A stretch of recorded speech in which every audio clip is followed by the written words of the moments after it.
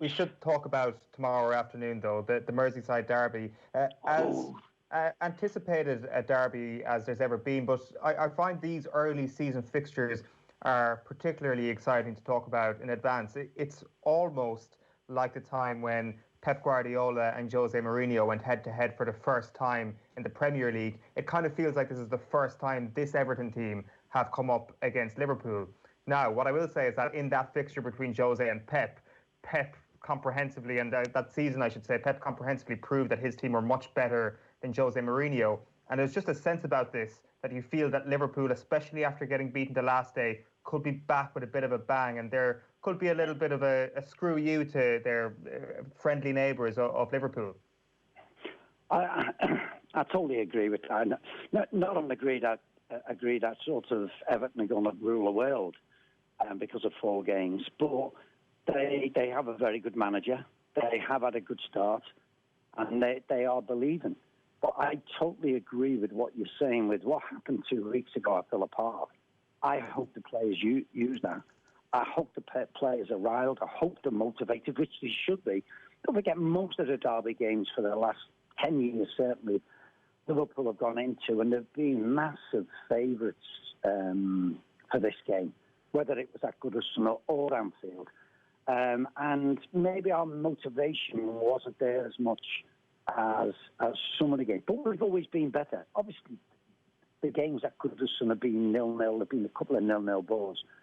But normally, Liverpool have been at the other hand. All of a sudden, the Evertonians are more than confident. They are. I can't believe, just going around the city, that they are so confident. But I think Liverpool will use this. We use the Villa game. We use it as a derby game. We have to be motivated. When you get a motivated animal, wow, something big can happen. We were chatting to you about 18 months ago, Phil. It was sort of in the same proximity to a Merseyside derby at that time as well. A lot of the conversation was about how Everton were at such a low ebb at that time. Marco Silva had another 6 months maybe to run at that point. And it was a Liverpool game, obviously, that did for him in the end as well. There are different beasts now since the restart in September. Top of the table, obviously. And I don't know that maybe everybody still kind of expects them to level out at maybe a top 7 or 8 team. Can they do better than that, do you think? I think you need progress, guys. Ancelotti coming in and the players that they've come in, which we may talk about, I think helps them.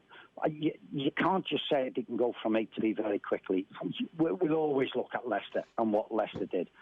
But you have to be gradual, and you have to do things. And I think if Evertonians got that and seen it and sensed it, that something is being set in place, as a lot of teams like to call a project.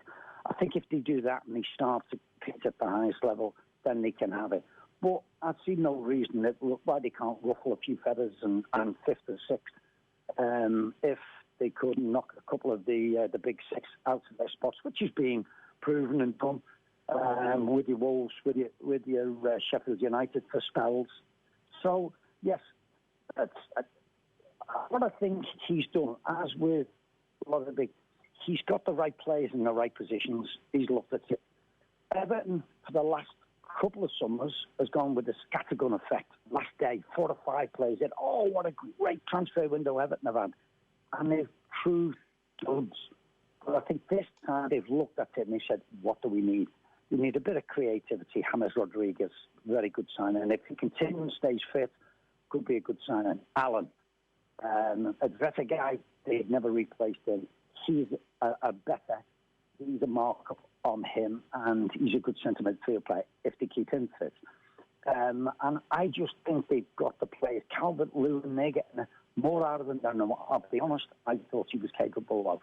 So they're doing these things. And I think Decore was the better signing of them all, because he's brought energy, A to B, getting in that box, getting back in position. I think he might prove the better signing of them all. Phil, it's interesting that you mention ruffling a few feathers, that Everton might do that. But how important is it for Liverpool to ruffle a few Everton feathers tomorrow? Like, is that one of the ways to stop James Rodriguez, for example? Now, we saw Kieran Gibbs punch him in the face. That's probably not the way to go, but a little more aggression within the lines. How important will that be for Liverpool to bring to the pitch tomorrow? Yeah, I don't think we have got those sorts of players, that aggression, where we can go around sort of, as we might say, kicking people and sort of letting them know. I just think it's the high press, but doing it all together. It did not work against Aston Villa. That was one of the big failings. That is Liverpool's best aggression. It's the high press together, closing down, getting in people's faces without sort of having to do. It's either in your locker or it's not. That is not in any of our players' sort of locker. That we can go. I don't think you've ever seen anybody try and cynically wipe somebody out with a nasty tackle. So, but it is that other side that I think Liverpool need to do it. Need to get their high press totally right and organise that back line, hold a high line, but you're not playing offside. And that is, you're not trying to push up when they have the ball. You hold your line, the ball goes over the top, you react. And that's what we weren't doing against Aston Villa. Yeah, like it is that when you talk about the high line and holding that press, Phil, like the 4-3-3 that Ancelotti has gone with this season and that slow build-up from the back, like in some ways you might make an argument that it's, from a Liverpool point of view, that setup is almost the ideal thing for Liverpool to press on and kill it at source before they can get into that like fairly creative and powerful midfield three. Absolutely, and you know, these Everton players, yes, Ancelotti sort of made them better, but a lot of them have still got the old failings of when they are under pressure, they can't make mistakes. And that's what Liverpool will do. Liverpool have had this, Liverpool, Man City have done this high press better than anybody. And they have trigger moments being to whichever way they want them to go. But it has to be done in unison. You can't have, if there's one person who's 3, 4, 5 meters away from the press, it doesn't work. And these things will happen at Villa. And when they get the head up, and if they're allowed to get the head up from a certain position, there's a lot of green grass in behind the defenders. They can put the ball in there. And that's where they've got to close down. When people have that possession, clear possession, you have to drop slightly. And because you cannot give good players time on the ball to be able to hit you with a defence split and pass. What do you expect to happen? Outcome-wise? I expect the outcome.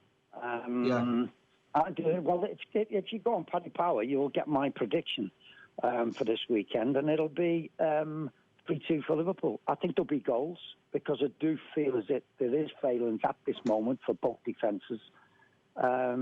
And Calvert-Lewin being quite hot, most are being quite hot.